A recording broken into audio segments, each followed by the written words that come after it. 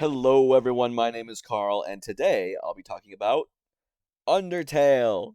Undertale was developed pretty much entirely by one guy who goes by the name of Toby Fox, and it was published by Toby Fox and the studio 84. And it was originally released on PC, but was ported over to the Switch on September 18th, 2018, where currently the digital version will cost you $14.99. It is rated everyone 10 and up for fantasy violence, mild blood, mild language, and use of tobacco. So overall, the game follows you, the player character, as a young child who, before the game begins, climbs a mountain and falls into a pit through a magic barrier into an underground society of monsters that is contained within this magic barrier. They're trapped.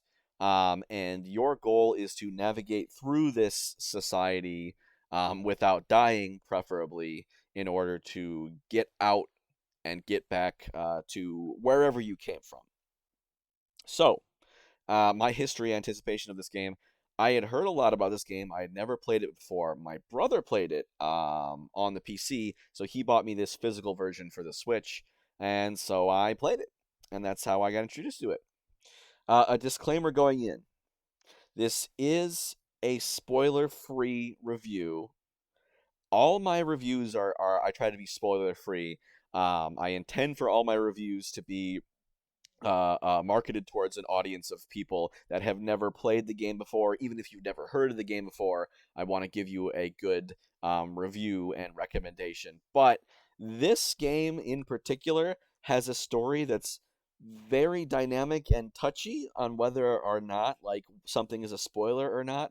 So I will be going off of pretty much anything that is on the packaging. That's fair game, and anything within, I'd say, like the first half an hour of the game. And even then, I'll keep everything generic. If I mention anything from later, I'll keep it very vague. So hopefully, I won't spoil anything for you all. So on to the gameplay. This is like a story-based, top-down RPG. You walk around the overworld, or should I say underworld, because you're underground. You talk to characters, and you solve puzzles to progress through the landscape. And when you're walking around certain areas in the wild, you can come into random encounters with monsters. And in those random encounters, it is a turn-based combat where, you take your turn, they take their turn, that sort of thing. So on their turn, it's the game turns into a bullet hell where you have your red heart, which represents your soul, and you have to move that around in a box while they have different things coming at you and trying to hit you. So you got to make sure to dodge all the things on their turn, and if you get hit, you'll lose HP. If your HP hits zero, your soul shatters, and you're warped back to your last save point. It's very simple, very well made. Whatever. It's not super complex. Nothing fancy there. But on your turn, this is where the genius comes in. You can flee or you can use an item, but there's two other commands. There is attack, which you could use to hurt your enemy and drop their HP and eventually kill them, drop their HP to zero, or you can act in an attempt to end the fight peacefully. And now each time you hit act, and each fight has different actions. Each type of enemy has different actions you can do, and it becomes a puzzle to try to figure out what actions you need to do in order to pacify or persuade your enemy that you don't want to fight them, or that they or make them leave, or somehow end the fight without killing your opponent. But here's the decision, right? If you end the fight violently and you kill the monster, you get XP and you up your level and you get your HP, your attack, and your defense increase, and it makes it easier to progress through the game. If you end it peacefully, you just get money. And so the question is, okay, why would you ever end it peacefully if you get all this other good stuff? Well, let's use this as a segue to get into the story, shall we? So the story is really the highlight of this game. I think the gameplay is fine, but like it is in service of, it is made to be built around this story. So it's hard to talk about it without spoilers. So I will, so in good faith, I will read the back of the case to you so you know that this is not spoilers. So Undertale is, and I quote, the friendly RPG where nobody has to die. Fall into the underground and explore a hilarious and heartwarming world full of dangerous monsters. Date a skeleton, dance with a robot, cook with a fishwoman, or destroy everything where they stand. Destroy everyone where they stand, rather. The future is yours to determine. So, very, very first thing, you drop down in the holes, you start. You start the game. You meet two NPCs very early on. One tells you it's kill or be killed. That's the only way to survive. You need to kill your opponents.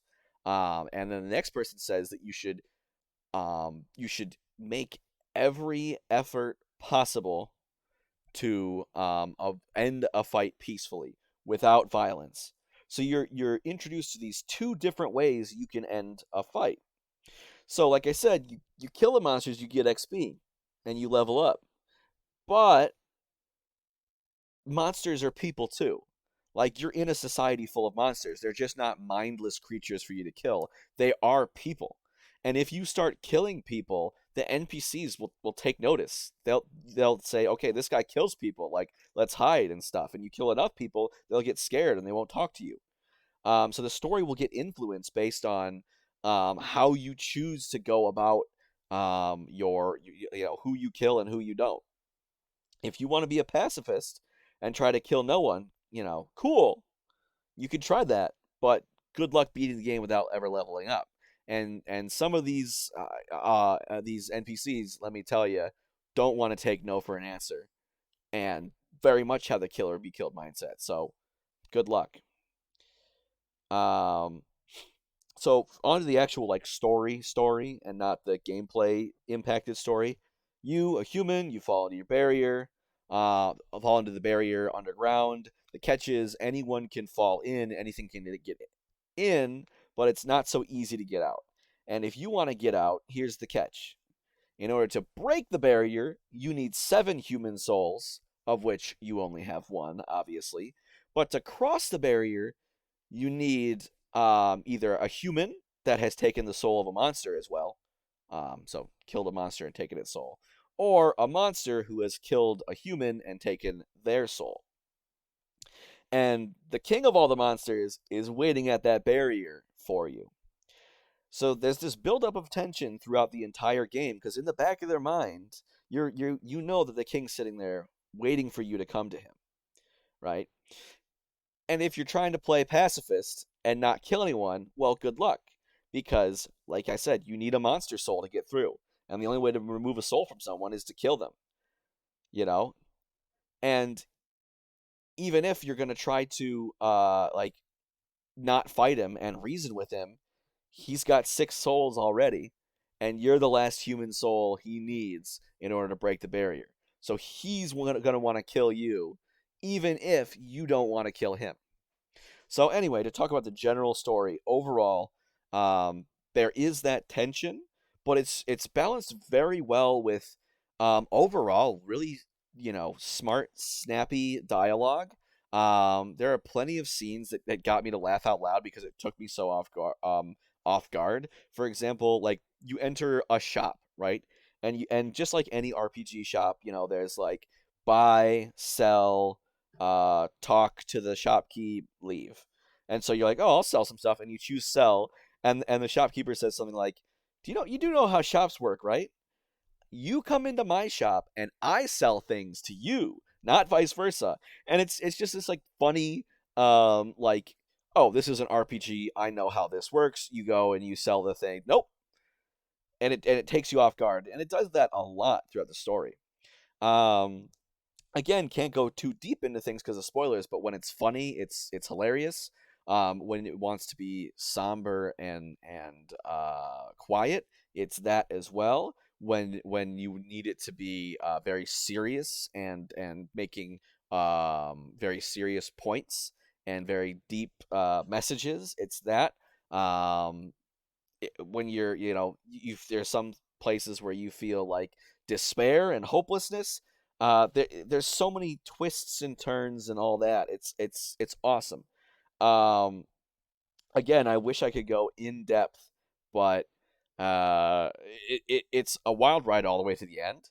Which, by the way, the ending changes depending on what choices you make in the game. So there is the replayability. Can't go in depth, of course, but they all contain like these awesome twists that completely recontextualize the entire game and make you go, "Oh, that's what that was. I didn't really get what that was, but that's what that is. Holy crap, that's what was happening with this guy." I love this story. There's so many Easter eggs and stuff too. Like that with the multiple endings, this game begs you to replay it, and you should absolutely play it. Because there's multiple endings, and you should experience, you know, multiple of them. I think to get the full experience of the game. Oh, sorry, microphone. So on enough of the story, on to the graphics and art style. The start of the game looks really ugly, but that's intentional. It's this like bland 8-bit, like no shading of colors anywhere, like very high or very low pixel count. It's nasty. And the point is to like hide the good fancy game underneath. Like it's play it plays on the PC or on the Switch, in this case. And the Switch can handle better graphics than 8-bit. No matter what the memes say. So the game does have better than 8-bit graphics in it, but those are intentionally placed in areas where things are getting more serious. So, for example, there's a boss at the end, or there's a situation with the boss at the end where you want to be horrified. Like the game tries to horrify you, make you scared, and it brings in these disturbing, photorealistic. Like it looks like someone photoshopped like this thing together and scanned it into the game. And the contrast between that and the 8-bit graphics, especially since you're used to 8-bit graphics for pretty much the entire game, serves to deepen the sense of dread and horror that you get from seeing these already disturbing images. Really creative use of art style, and honestly, like really smart use of your time. Because Toby Fox is one guy. Like it's really convenient for him to be able to program this entire game in 8-bit and then just add better graphics in where he chooses and have that add to it. Like he can get away with not doing all the work of completely designing this entire game to be 64-bit or really fancy looking because it's the 8-bit graphic style is part of the intentional art design, and I think that's awesome. On to music. I actually have something to discuss about the music this time. Usually I'm always copping out about how I'm not a music guy. I love this music. I love it. It is so good, especially the boss fights. Um, but I don't just want to talk about the music in a vacuum. Can I put the OST on the Undertale boss fight, OST on and jam out to it? Uh, Absolutely, 100%. But there's a lot of intentional choices of how the music is done and where it is put that makes it mesh really well with the feeling of the game. Um, Along with like each track fitting the like being tonally appropriate, like fitting the right emotion and whatever. Similar to the art style, it plays around with being mostly 8-bit music. So like, the very like computer sounding beeps and boops and static stuff like that. If you've ever played a game on the NES, then you know like what you're working with here. But yeah, it plays mostly 8-bit music, but when something intense or something important happens, it can switch to an orchestra or whatever playing the music. For example, there is one character in the game. They challenge you to a fight, and they're like the total joke character. Um, you don't take them seriously at all. It's their annoying theme in the background, and it's just playing its little 8-bit whatever, and you're like, okay, whatever, and they're like, I'm gonna use my special attack on you, and you're like, okay, and then it does nothing, and you're like, whatever, and then the real special attack kicks in, and as soon as the real special attack kicks in, all of a sudden you hear drums in the background playing the beat, and the 8-bit music is replaced with an orchestral version of the same thing, and you're like, holy crap, like, oh, this is a real fight now, and it's very, very good at making like you realize, like, hey, wake up, like the game's starting. And I love that about it. That it again, you've got this 8-bit music fitting the style for most of the games, but when things get serious, so does the music. The music bumps up as well, and it just lets the music fit the scene that much better. Also, like this is very much a theme, like a very deliberately made and composed um music in that you can recognize a lot of songs from one part of the game remixed and sampled in other parts of other songs in the game, and there are so many that I didn't even notice because while the melody is the same, while the notes probably have the same sequence, there is either it's either very much sped up or slowed down, or instruments are swapped out, or the background is switched, or it's played in a different key or something. So even though it's the same melody, it sounds so much different. And when you realize, oh, that's just the song for this area, the background music for this area, playing with the boss of that. Oh, so they're connected. And you kind of make realizations. Oh, this boss and this boss, they share some themes. So, you know, musically, thematically, they share themes, but also narratively, thematically, they probably share some themes too. And that's something that if you've really got an ear for it, you can recognize and realize. There's tons of videos online that'll like say, "Oh, like I slowed down this song," and you can hear them playing over each other. So yeah, I might just be a sucker for orchestral music as well, but I love this is like one of my favorite soundtracks of all time. So yeah, I I actually had something to say about the music this time. In any case, on to the DLC. There is no DLC. What you get is what you see. This is it. I guess one thing I could talk about DLC. There is a like mini part of it.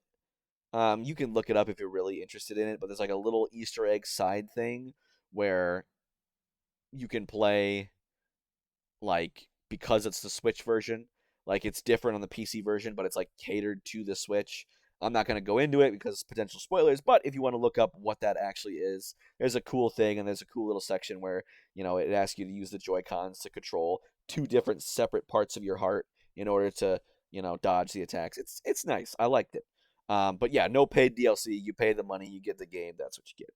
Anyway, on to the conclusion. Let's wrap this up. Let me stop nerding out here. This game is an absolute surprise. It very much deserves the following that it has. If you don't know the twists of the game or the ins and the outs or like what the difference is between whatever, if you somehow avoided all the memes, I would highly recommend you don't look up anything else about this game and you just pick it up and start playing it and go in as blind as possible. Of course, don't be put off by the simplistic graphics and, music at the start. That is intentional. There is so much under the surface for you to dig in. So just sit down, pop it in, play it. Unfortunately, though, there is one complaint I have with that beginning.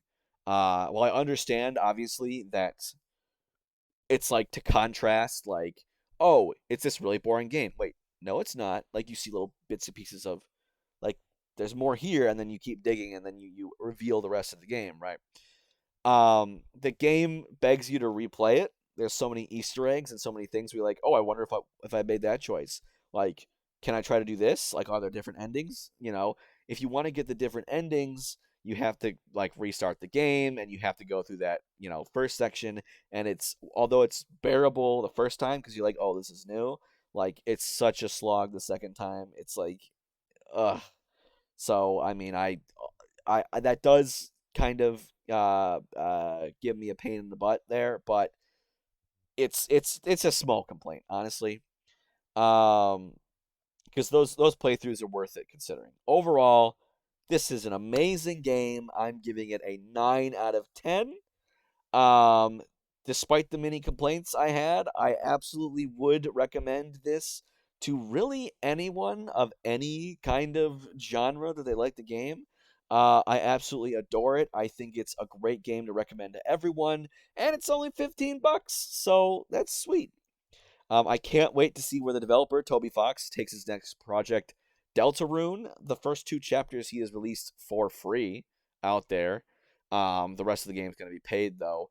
And the way it's looking, if that one continues to be as, can improve upon the quality that Undertale has set for it, that's probably going to get a 10 out of 10, or at least I'm hoping. So yeah, that's my review of Undertale. Great game. Had a blast reviewing this. Certainly was not a chore. If you have any questions, comments, or concerns, feel free to drop them in the comments section down below. After all, I read all my comments. But if you don't have anything else, feel free to drop a like or a subscription. And yeah, hope to see you on the next one. Have a nice day, everybody. Bye.